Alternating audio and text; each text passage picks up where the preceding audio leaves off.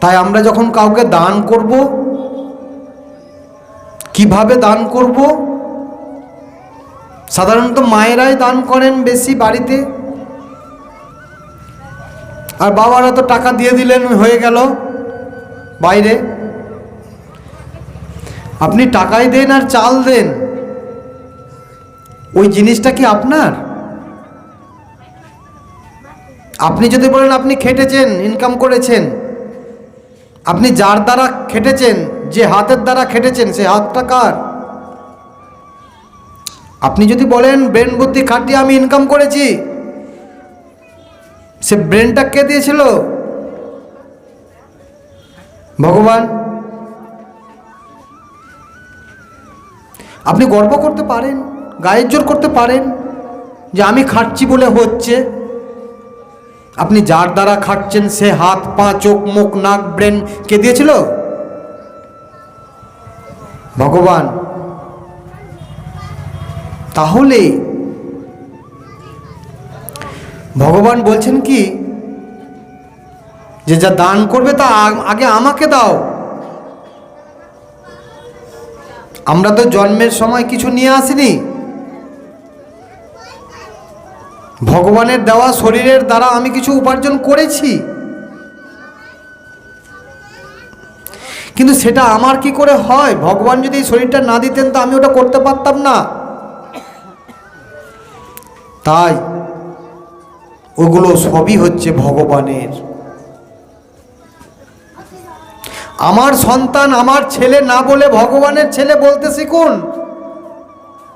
কারণ আপনি যতক্ষণ আমার আমার করবেন, ভগবান ততক্ষণ হাত দেবেন না। আপনি বুঝে নেন। তাই আপনাকে বলতে শিখতে হবে আমার নয়, প্রভুর সন্তান, প্রভুর বাড়ি, ভগবানের সব বলতে শিখতে হবে। দ্রৌপদীর যখন বস্ত্রহরণ হয়ে গেল, হচ্ছিল, সেই তারপর যখন ভগবান রক্ষা করলেন, তারপরে দ্রৌপদী একটা ঘরে বসে আছেন আর কান্না করছেন। ভগবান শ্রীকৃষ্ণ দেখা করতে গিয়েছেন। দেখা করতে গিয়ে তিনি কি বলছেন?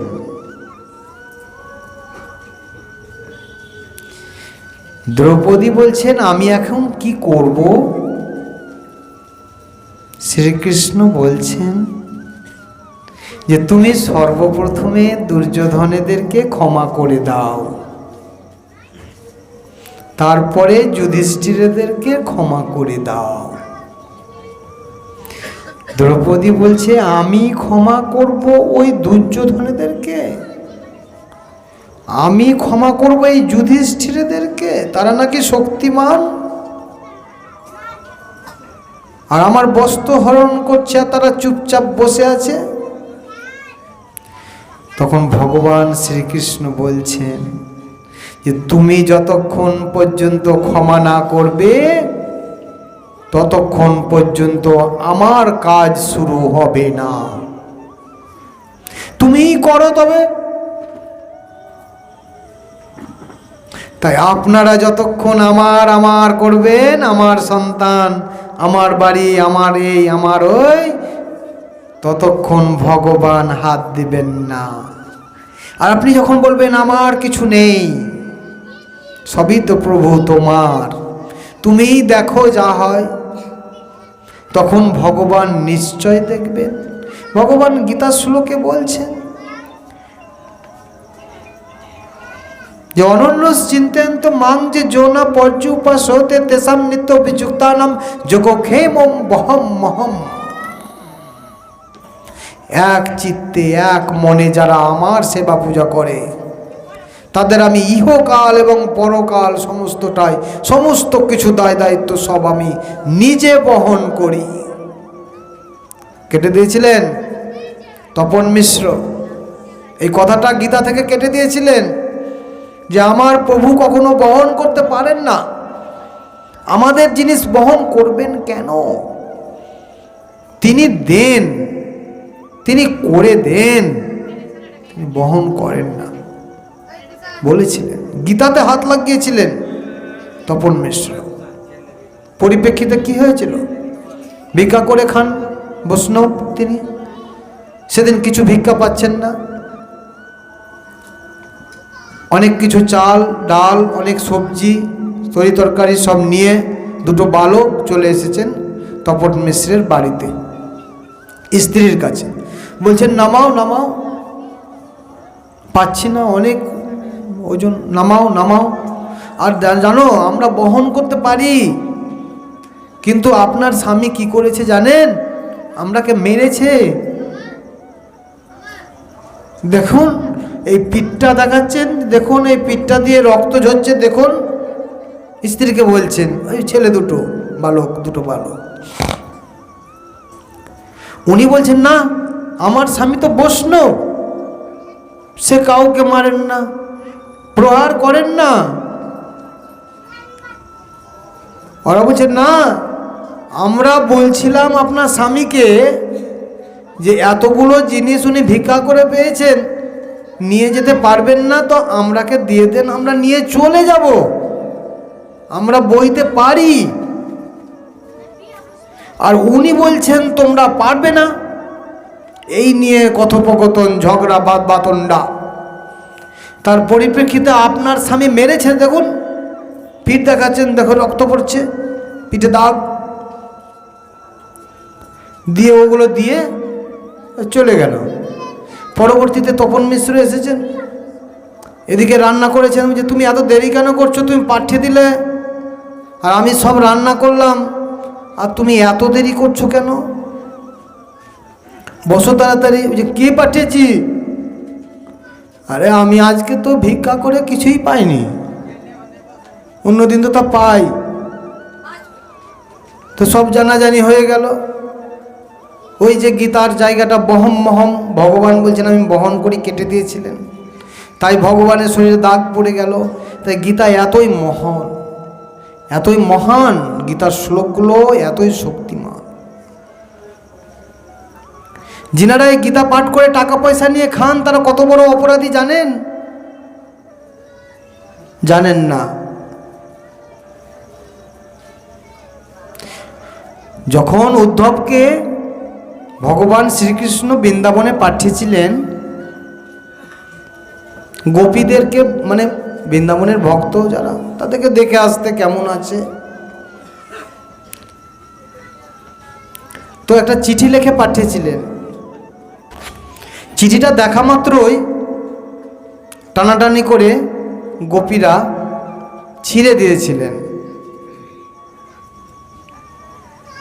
ওই যে শুনেছেন যে কৃষ্ণ লিখেছেন, তাই টানাটানি করে ছিঁড়ে দিয়েছেন, ছিঁড়ে সব পড়ে গেছে। আর উদ্ধব তো একরকম মন টন খারাপ হয়ে, তো গোপীরা ওই কাগজের টুকরোগুলো কুড়িয়ে নিয়ে গিয়ে উদ্ধবকে বলছেন যে এটা কৃষ্ণ লিখেছিলেন? যে হ্যাঁ। তো এখানে আমাদের নাম লেখা আছে, দেখো তো নাম লিখেছে আমাদের। তো উদ্ধব রেগে একটু বলছে যে না না, আরে তোমাদের নাম কাউরে লিখে নেই, তো আমার সামনে প্রভু শ্রীকৃষ্ণ আমার সামনে এটা চিঠিটা লিখেছিলেন, আমি দাঁড়িয়েছিলাম আর তিনি লিখছিলেন।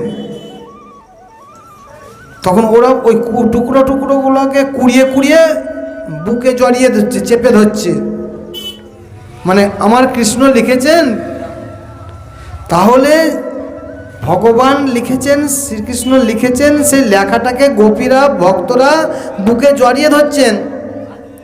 আর গীতা গ্রন্থটা কে বলেছেন? স্বয়ং ভগবান। আর লিখেছেন কে? ভগবানের সত্তাবেশ অবতার ব্যাসদেব। তাহলে গীতার শ্লোকগুলো পড়ে পাঠ করে যিনারা টাকা পয়সা নিয়ে খান, ওনারা কত বড় অপরাধী আপনারা ভাবুন,